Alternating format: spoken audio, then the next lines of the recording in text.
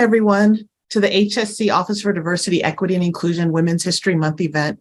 My name is Amaris Swan, and I'm the Strategic Support Manager at the HSC Office for Diversity, Equity, and Inclusion. On behalf of us all and Vice President Dr. Romero-Leggett, HSC DEI, we would like to thank you all for making time to join us. For those who could not be here today, this presentation will be recorded and posted to our website. Before we begin, I just wanted to go over a few housekeeping items.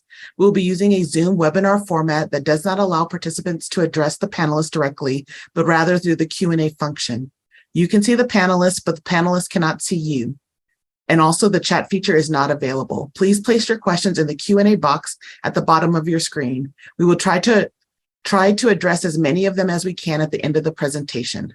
Please also take a moment to complete the pre-assessment in the chat box that I'll be dropping in shortly. This will help us to understand your interests and reflections during the month.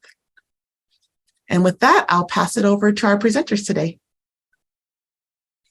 Hi, good morning or afternoon. My name is L.Collar. I'm an MD PhD student here at UNM School of Medicine, and I've been working on this area of involuntary childlessness among physicians for about a year now, mostly through the American College of Physicians. Dr. Eckert. Hi, I'm Dr. Jordan Eckert. I am a fifth-year general surgery resident at the University of New Mexico, and am an administrative chief in that role. We actually recently came out with a new family leave policy for our general surgery program. And I benefited from that and now have a 10-month-old child. And through that experience, gave a grand rounds recently about parenthood and pregnancy in medical school, residency training, and as an attending. So I'm happy to be here and presenting on this today with Ms. Collar. Right. So to get us all on the same page, I wanted to first kind of talk about what we mean by involuntary childlessness. So it's kind of exactly what it sounds like. So it's being without children unintentionally or not by your own choice. But it's really more than that. Not having kids, especially as women, can be surrounded by stigma, silencing, and shame because there are so many socio-cultural norms that often define femininity through motherhood and through childbearing. Many people have pressures on them to real children and these outside pressures that that can be difficult to bear when you're through long programs like medical school or residency. And it's been shown through a number of different studies that women who obtain advanced degrees are at increased risk of involuntary childlessness, in part due to how long the programs are and when our fertility peaks as women. There have also been studies that show that 85% of female physicians do want kids, yet only 2% of them have kids before completing medical school. And this is for a lot of different reasons. Involuntary childlessness is not because of just one thing that we can point our finger at and change. It's multifactorial. It includes issues with reproductive health. So we'll get into more of these, but there are differences in fertility rates among physicians and non-physicians, and physicians are often exposed to different things throughout their career that can affect fertility. There's also just insufficient knowledge. Fertility isn't really discussed as part of medical school wellness, or at least I haven't come across it. Timing of motherhood can be challenging, as I already kind of touched on. A lot of the years that we go through medical school and residency are kind of in our peak reproductive years. And finally, there are, of course, financial limitations. Medical school does not provide us with stipends to go to school. We're often paying a lot of money to do this training. And then even when we graduate and start residency training, fellowship, those we're not really at our peak earning potential yet. And the cost of child rearing alone is so expensive, let alone any additional costs that you may occur through needing IVF or other assisted reproductive technologies. So I wanted to share just a snippet of this story by Dr. Salas. She wrote this story for the New York Times about her self-facing infertility. So it starts out with, how do you envision your family looking?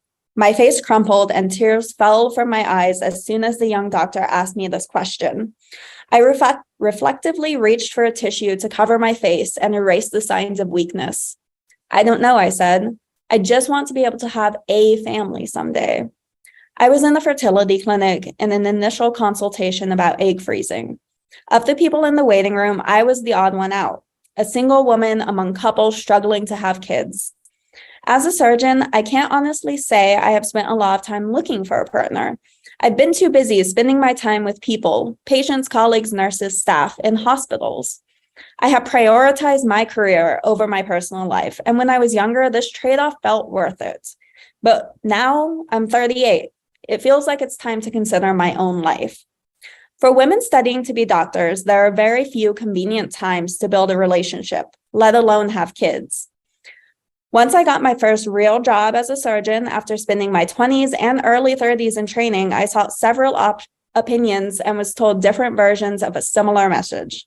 I waited too long, and my chances of one day having a kid with my own DNA were really low. At first, this came as a shock. Later, though, I felt certain that too much time had passed, and I subjected my body to too many nights on call, irregular exercise habits, and too much stress. I pushed myself to write one more paper, do one more study, say yes to one more project or responsibility, and I never considered the impact on my body.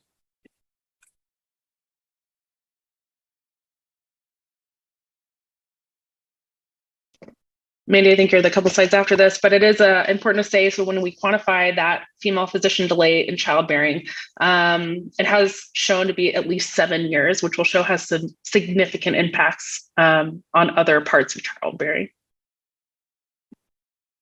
So the reproductive years of physicians are often spent in training, as we already touched on. The average age of medical school matriculation is 24, which means that they usually graduate at 28. Then they spend another 3 to 7 years in residency, and then another 1 to 3 years in fellowship if they choose to do so. And because sometimes people decide that during medical school, during residency, it's just not a great time to have kids. One study found that about 15% of medical students had had an abortion. So the age of initiating childbearing is often later for physicians than non-physician counterparts. So here you can see that the average non-physician started bearing kids around 20, with a peak right around here, whereas physicians delayed by as much as 5 to 7 years. So here in this study, it showed that the cumulative probability of childbirth was 5% at 19.4 years in non-physicians and 28.6 for a physician. So this is just showing that we are delaying having kids much more than non-physician counterparts. And the age of having a first kid is much less likely to be between those peak years that we normally think of. So this study is just showing non-physician reproductive years versus physicians. And you can see here that there's a statistically significant difference between all of these groups, showing that physicians are much more likely to be of advanced maternal age when they finally decide to have kids. And advanced maternal age, as we know, is associated with some health concerns. It's more likely to have spontaneous abortions or pregnancy losses, chromosomal gene abnormalities, malformations, and of course, it takes a toll on the mother's body as well, increasing morbidity and mortality for the woman. And women who bear children over 40 years old are at 6-fold increased risk of maternal death compared to women who are less than 20 when they choose to have kids. So this is a chart distilling a study that was specifically measuring the general population against childbearing surgeons of all types. As you can see, there's some pretty stark differences in the general population and the childbearing surgeon. Age of first child, with an almost 15 years difference at the max. Number of children is decreased a little bit, but the infertility is really something that I think is worth talking about, which is almost 1 in 3 childbearing surgeons had issues with infertility with the use of assisted reproductive technology, going from 1% up to almost 13% at the max. And when we look for the reasons why physicians delay childbirth, and that's all physicians, commonly we think about things like the thing that's least likely on here, the discouragement during senior faculty. But what really drives people to delay their childbearing is their work schedule, their desire not to extend training, and their lack of access to childcare. I think financials also, as I said, like here, lend a huge hand to that. But there are several reasons that as a physician, you decide to delay these things. Next slide. So this perspective changes because that was from the perspective of the actual trainees. When talking to program directors, the thing that they see is that there's a huge impact on specifically female trainees versus male trainees when they do decide to go through childbearing. Next slide. There was a study of program directors that identified 5 specific things that were identified as barriers to maternity leave and postpartum support, specifically in surgical training. First being residents were reluctant to extend their training. Next, that it negatively impacts their quality of work. Next, that verbal lactation policies create practical challenges. And then number 4, I'll come back to, and then 5 is lack of salary support. Number 4 was a really interesting finding because it showed that most program directors believed that the pre-pregnancy reputation of a resident had a significant impact on their postpartum attitude of co-residents towards them. And so residents that had a poor pre-pregnancy reputation actually had more resentment from their co-residents. And program directors felt that this was a significant barrier of support for peripartum residents. And then this statement, complex interpersonal issues affecting residents and affect residents differently, including stigma, reluctance to change, established surgical training patterns, and challenges with work-life balance. Again, program directors believe that childbearing has a negative effect, but not only on their training personally, but of their actual performance, but specifically for females. So program directors believed that female residents had an increased burden imposed on other residents. And then this effect on female work performance was mostly minimally effective, but with more of a propensity for negative effect, and that their patient care was greatly affected by childbearing.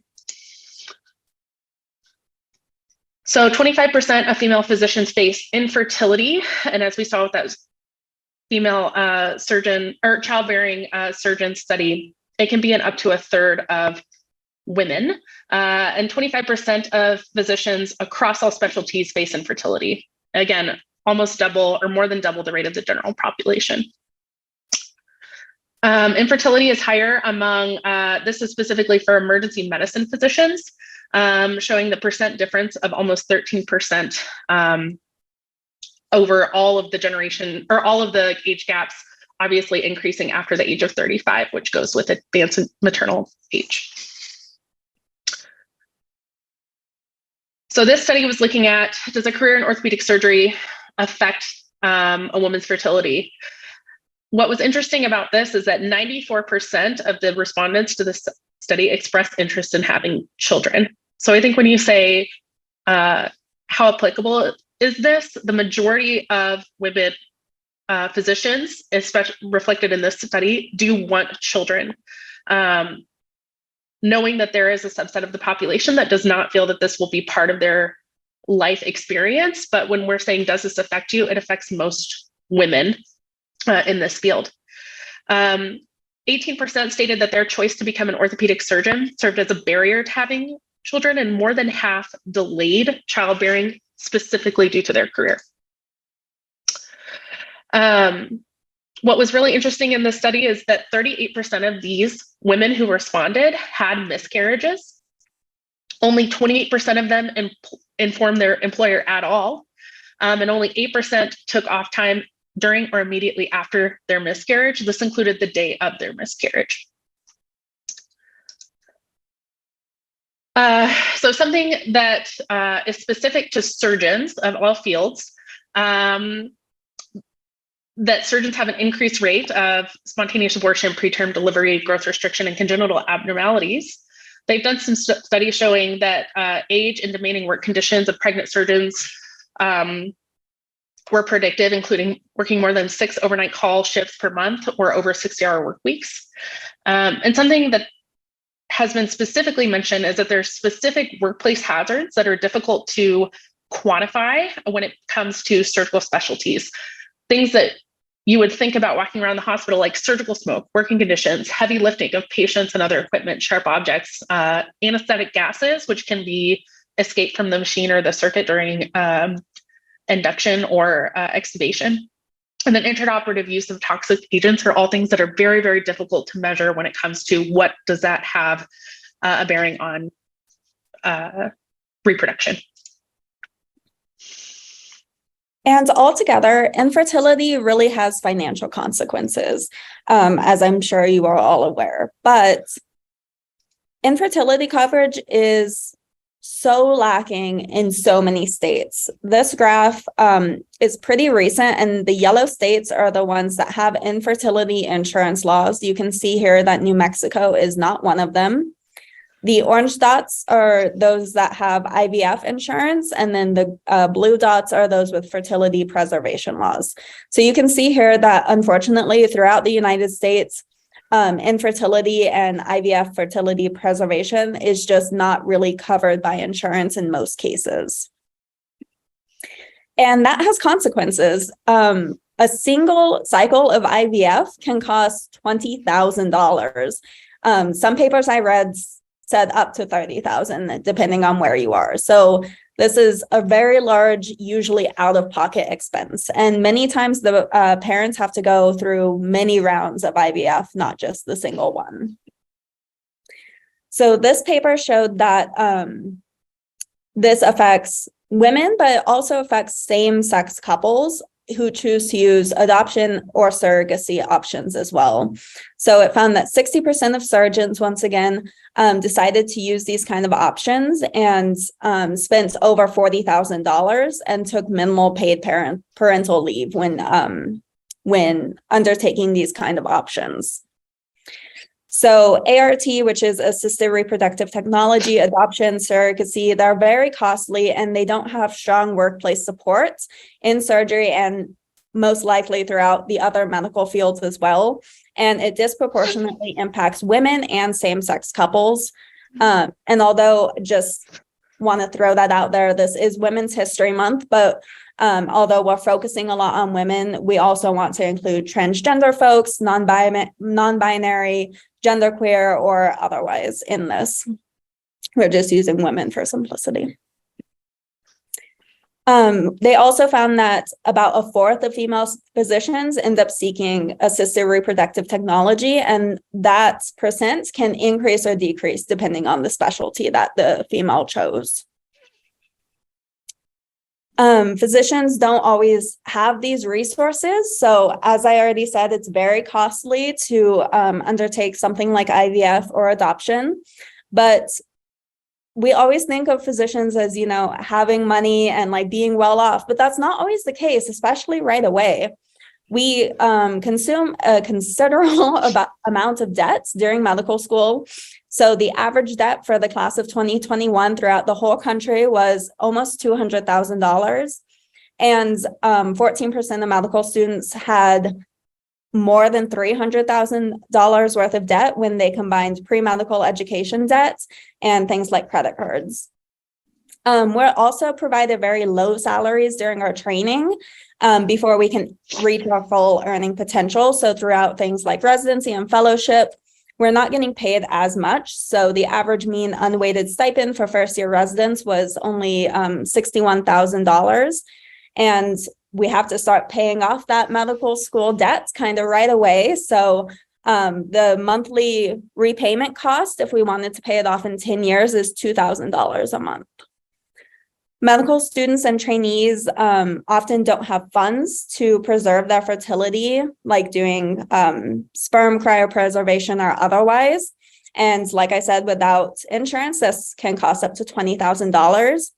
And that's just for the freezing process. When you put it together with monitoring, insemination, the medications, the genetic counseling, all the procedures you need, that can actually end up all together costing more than $200,000. And most academic medical institutions don't have infertility benefits for their residents. So this is a paper, it wasn't broad looking at every single medical school, so ours was not included. But you can see that out of the ones that they chose to look at, Johns Hopkins was the most generous in this case, with a lifetime maximum covered by their insurance of $100,000. But as you can see, most provide little to no benefit. And maybe even more important than the financial consequences, infertility has a lot of emotional consequences as well. So it's been associated with a lot of emotional distress. It manifests as anxiety, guilt, loss of hope, loss of control, bereavement, and stigmatization. At the beginning, we talked about how a sign of femininity and often, pressures from the outside world tell us women that we're supposed to be mothers, we're supposed to be caregivers. So it can be really stigmatizing when you're not able to fulfill that goal, that life goal of yours. Among infertile women, 50% are minimally to moderately distressed, and then 20 to 40 are highly distressed. So put together, that's almost all of them are at some level of distress. And loss is many-sided. It's not just, the loss of this hope. It's also loss of biological role, ambitions of being a parent, life goals, self-confidence, control over your own body. And women often undergo this cycle of grief when they're infertile every 28 days, hoping maybe this time's the time that I'm going to be pregnant. And when you're not again, you go through that whole cycle of grief again, which is called the 28-day grief cycle. Infertility and high-risk pregnancy and miscarriages are also associated with higher rates of burnout among female physicians. This table is a little confusing, but I tried to put kind of the takeaway in the title. So here they were looking at emotional exhaustion, depersonalization, and personal accomplishments as kind of qualifiers for a burnout. And they found that infertility was associated with burnout among female physicians. And put together, up to 53% of female physicians would have attempted to conceive earlier if they knew now what they knew, or if they knew then what they know now about how things would play out. And many of them have regret about not trying to conceive earlier. Even more than that, quite a few women would have actually chosen to go into a different specialty. As you can see here, up to, I think, about 20% of women would have considered a specialty that was more forgiving. Additionally, some women would have chosen to do cryopreservation, stop medical training earlier, or take leave. And then, really, I think the takeaway of this whole thing is that fertility and childbearing should not be a factor that limits a woman's engagement and advancement within the medical field. So we have some call to action. This was particularly adopted from AMWA. Number one is just awareness. I know throughout my medical education, we weren't taught or talking about fertility of medical students or physicians. And just starting that awareness beginning in undergraduate medical education can be really important. Additionally, trying to increase insurance and access to these fertility treatments managements, and improving those benefits for anyone who needs them, really not just physicians. Coverage at work, increased understanding from hospital staff, support systems.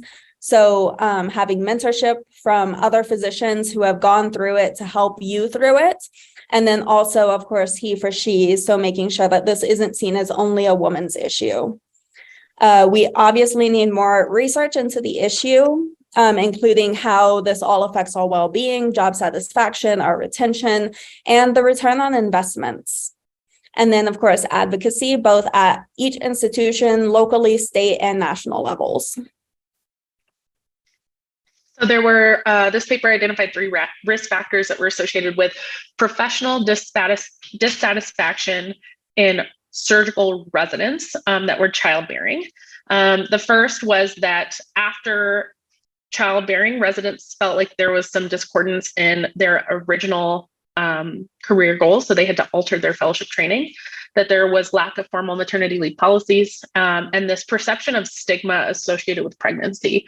Something that we see a lot in the surgical field is this discordance between what a pregnant woman should be and what happens in reality. And so that's the stigma that's commonly mentioned in the literature. So in the same paper, they identified what programs need to do to improve the professional fulfillment of their residents and reduce the risk of attrition or people leaving the program.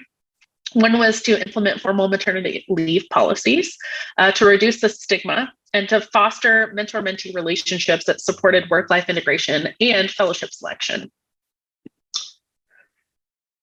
There were 5 areas that were identified in another piece of literature to increase the well-being of surgical residents in the peripartum period. The first was prenatal health maintenance. So encouraging residents to attend perinatal visits without pushback or difficulty in covering their services, to maintain their health while operating, which included being able to leave and rest during non-critical portions of a case so that they can eat, drink, sit, sleep. To focus on work hours and schedules to minimize disruptions to sleep, specifically in the 3rd trimester, and to limit shifts to 12 hours. To support the non-birthing parent, so to protect time for non-birthing parents to attend milestone appointments and to have a 2-week transition after returning to work. And then to support a culture of support and equity, specifically where the leadership would establish a culture where pregnancy during clinical and research periods is supported and discrimination is not tolerated. This is out of the House Officer's Handbook for University of New Mexico GME policy. This has been updated a lot recently because of the multiple changes across platforms for medical students and residents. Here at UNM, House officers are eligible for 4 weeks of leave, which includes 20 working days and 8 weekend days, a paid maternity or paternity leave for the birth or adoption of a child. You can extend that by an additional 2 weeks by adding a week of vacation and a week of sick leave. And you can take this time at any time during the first year. So we felt like we couldn't talk about this without talking about the bias associated with it. And in particular, we see this as a 2nd-generation gender bias issue. 2nd-generation gender bias, for those of you who don't know, are practices that may appear to be gender neutral in that they apply to everyone, but they still result in discrimination against a certain gender because they reflect the values of the gender that created the surrounding environment. So in this case, pregnancy is still viewed as highly disruptive, particularly with a high-intensity surgical work environment and most medical environments, to be honest, because it threatens to disrupt the norm.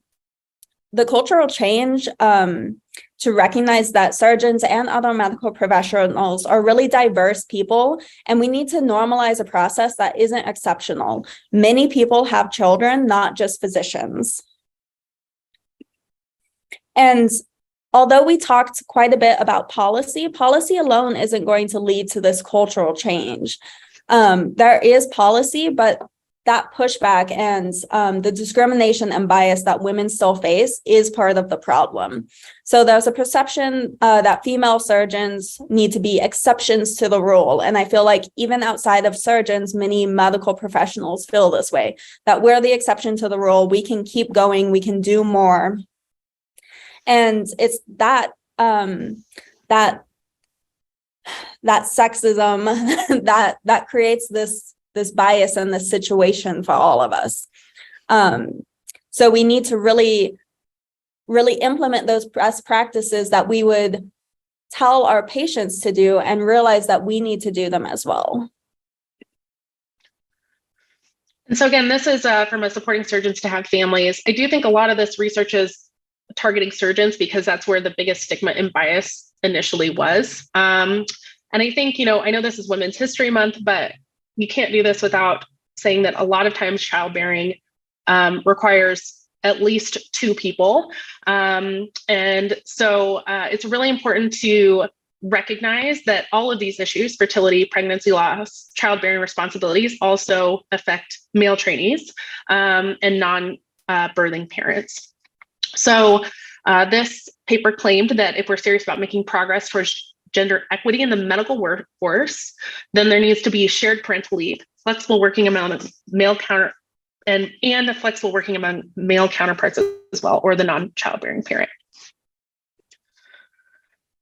One way that this paper suggested to take the gender bias out of this equation was to change maternity leave to family leave, to recognize the importance of supporting family responsibilities for people other than the woman who's giving birth. It recognizes a critical value added by individuals from a variety of different backgrounds and identities, so same-sex couples or non-binary parents, rather than aiming for mandated metrics of diversity to ensure inclusion and promote equity. So altogether, rather than saying you can have it all, what the medical workplace needs to be saying is that we're going to support you in whatever your fertility and pregnancy journey is, and ensure that your job is not an impediment to your aspirations to have a family. If you're pregnant, we're going to support you and help you balance your surgical or medical training and career and your health. I want to just put this slide up for anyone who may be struggling or knows someone who's struggling with infertility and the costs that might be accrued from that. I found these two websites that have infertility treatment grants available for women struggling with that. And with that, we will take any questions, and we also have quite a few resources here, and we can share those if anyone's interested. Thank you.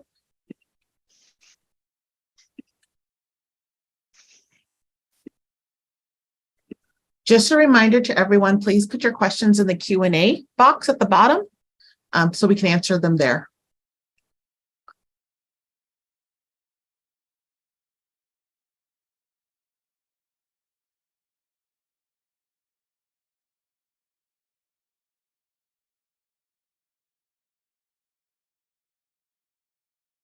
Well, I have a question along these lines. Do you see any, when you have new medical school students coming in, is this an issue that anyone brings up or anything like that in students? Are you seeing like a reduction in students or female students for these reasons? I'm not sure about, I mean, the medical school that I went to was very high proportion of non-traditional students. And so part of the recruiting exercises were to show how there was familial support for medical students at that time. I would say in the next step as the recruiting residents, so currently admitted medical students, as we're going through the interview process, I interviewed quite a lot of the incoming fourth years who want to do surgical training. It is a huge question that is commonly asked. It's actually, it's funny because it's one of those things that you don't have the authority to ask about if you are interviewing, but if someone brings it up and asks you about it, you're allowed to share and should share what kind of information comes across as your program. For the University of New Mexico General Surgery program, we have this like very innovative and pioneered leave policy that I honestly haven't seen anywhere else. And I was like very fortunate to benefit from that. And we advocate it very strongly in our interview sessions. And we've honestly seen that most people are very open about any children they have, spouses they have, what their personal restraints are for like location and childcare and everything else. And that's what we would encourage in our residents, is to feel comfortable, incoming residents, they would feel comfortable asking those questions. I do think that as this is getting more talked about, it's something that when I interviewed for medical school and residency 5-10 years ago, I would never have even mentioned.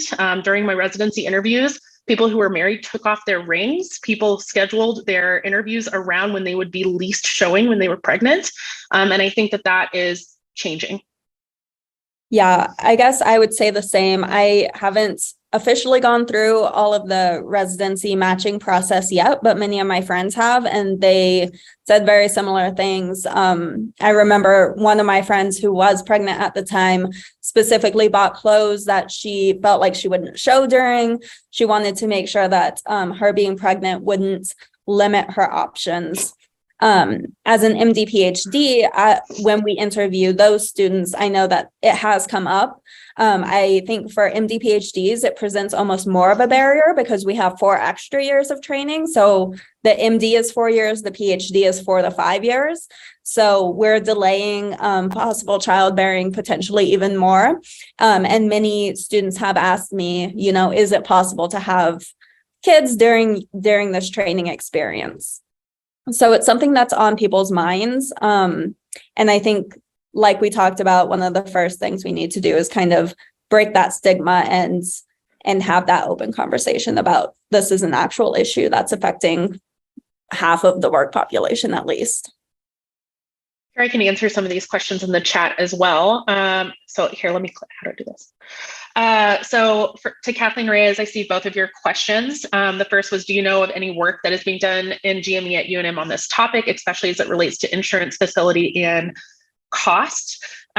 So the new parental leave policy for residents is pretty updated. A lot of this has to follow the national society. So for surgery specifically, which is the one that I'm most familiar with, they also released a new policy that's like the ABS family leave policy. And then I think what's a medical student, AAMC released a policy as well. I can't remember which one, but it's a really difficult process to speed these things up, because you not only have to, from the GME standpoint, you have to protect residents, but then they all have to meet the minimum requirements in order to be board certified. So the ABS for surgery policy allows parental leave, but you either have to take it in the first 3 years of your training or the last 2. So it resets, but you can't do it twice in one of those gaps. And part of the reason is you need a minimum amount of clinical weeks in order to complete that. So there's other options. You can do a 5 and 6, so you can take an entire year of unpaid leave off. And then from the actual GME, they try to incorporate this as much as they can. So that 4-week policy is their policy that you can extend to 6. I broached 2 years with my pregnancy, so I was able to take 8, but I used 2 weeks of sick leave and 2 of vacation to supplement that. So GME is doing what they can. There's also some very specific policies within residency manuals that need to be followed. So one is providing stations for lactation support and time away from clinical duties in order to complete lactation. But other than that, the language is incredibly vague, and it's very difficult for them to compile all of the training requirements and honor all of those while giving people extra time off. Do you have anything to add to that, Mandy? No, I think you covered it. Thanks. For the next questions, do program directors receive training on involuntary childlessness among trainees? I do not think that they do. Our program director is very well versed in this, but because he has a specific interest in DEI, and this has been really a push from a lot of our faculty members to formalize a lot of our policies, which is why the general surgery specific policy is so comprehensive. And if anyone has, it is like an incredibly well done specific policy. If anyone has questions about it, I'm happy to answer it. And then the next question, is the experience the same for women who are tenured faculty? Yes and no. So the infertility, the reproductive cost, all of those things are equivalent for faculty members, or even worse because they're even more advanced in their training and age. The support that they get is very facility dependent. So at UNM, the policy is that tenured faculty get 100% of their base pay on parental leave, and they get 12 weeks of leave. That is not true everywhere. So a lot of places that are not UNM do just strict FMLA, which is you have to work for a year and then you can get 3 months unpaid leave. That doesn't encompass if you take time off before or after your delivery. So it's just a one straight shot. UNM has done some incredibly progressive policies. I know the emergency medicine department specifically, their attendings do not work night shifts in their third trimester. It's the only division I know that has that specific policy, and I know general surgery is working to support their female physicians more. I would say that as a resident that had a child, I had a lot more protections. And again, to advocate for the University of New Mexico policy, there's specific things about taking time off for like fertility treatments and appointments, counseling for loss of pregnancy, and time off for loss of pregnancy. And then having all of that time to go to appointments and everything, all of those other specific things that are really important and specific for pregnancy and postpartum are not specifically enumerated anywhere I know for faculty. So I think it is more of a scheduling issue. And I think especially just in general, you have less protections and you have to advocate for yourself as a faculty member. I don't know if Mandy has anything to add. No, yeah, I think you pretty much said it all. I think in some ways, and lots of women that I know think, oh, when I'm finally faculty, that will be my time. But then you have to decide if you really want to wait, you know, the 4 years of undergrad, the 4 years of medical school, however many years of training to finally start having kids, and decide if you want to I don't know, be the old mother dropping off your kid and the old mother when they finally graduate and go to college and stuff. I think it's a real balance. Well, I think the other part of that is that everything is so, because there's no overarching huge policies that are national at this point, like they do in other countries, that, you know, here we say, oh, wow, 3 months, like so good for you. And then in Germany, they get 3 years off paid, and they're not, and a ton of resources from their government, right? It's just like a completely different landscape. When you talk about being a faculty member, and people they tend to say like, well, I have a kid when I'm attending. And then they realize their policies are likely going to be FMLA. So it's like, well, the year after I'm going to be attending. And then if you become production-based, you say, well, I have my base salary for 2 years and then I have to go production-based and I don't want to take a gap when I'm production-based. So there's so many, and you're so used to pushing this off. You've been doing it for more than a decade for some people. And the real thing is, for women, that period of fertility is finite. And you have to balance those things with wanting to have a very aggressive career. And there are so many considerations that I think get lost in the shuffle. So like most daycares don't open until 8 a.m. and most residents, attendings, medical students are already at work. So you have to have supportive partners, family, people around, but then you match somewhere where you don't know anyone and you have to move. I think there's some programs, UNM is incredibly progressive. And so there's a lot of incredible, amazing things happening on this campus that are really not happening across the country. Where, I mean, I personally have a friend who's pregnant right now that's being forced to do high radiation procedures without lead. So, and that's in the United States. I mean, it's just like, you can't even believe how fragmented training is across the country these days when it comes to things like this. And that person is being admonished for wanting to take more than 2 weeks off peripartum, which is ridiculous to anyone who has had a child. So I think, there's a lot of work to be done. And I think we're at a great institution. So, it's a great place to learn and talk about these things, but it is still a very, very difficult road.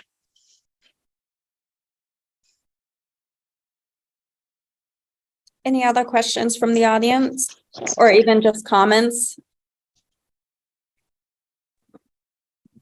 I just want to step in and thank you for this excellent presentation.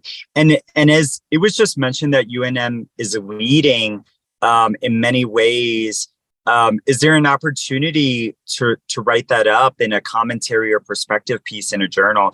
I think, a lot of the efforts that UNM has been undertaken in many ways, the state of New Mexico has been able to move forward many social issues that I think we're going to be discussing this month, but have we already documented and published the work being undertaken here as a perspective or commentary? I know the general surgery policy is being written up so that it can be published because it is incredibly comprehensive and forward thinking, especially for a surgical program. I don't know of other groups that are pushing those things forward. Well, if the group decides to draft something, I am more than willing just to look it over and work with you to submit it as a commentary or perspective to the Journal of Academic Medicine. And I know Great. Mandy is smiling right now because she's like, oh, this sounds like the 5th paper I'm working on. Perfect. Dr. Sanchez always has great ideas for papers and ropes me in. There you go. Dr. Moore is heading that up. So I'll maybe mention that to her as well.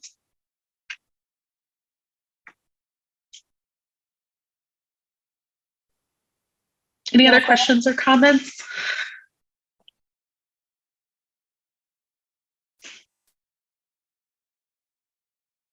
Well, Dr. Sanchez, do you want to close us out?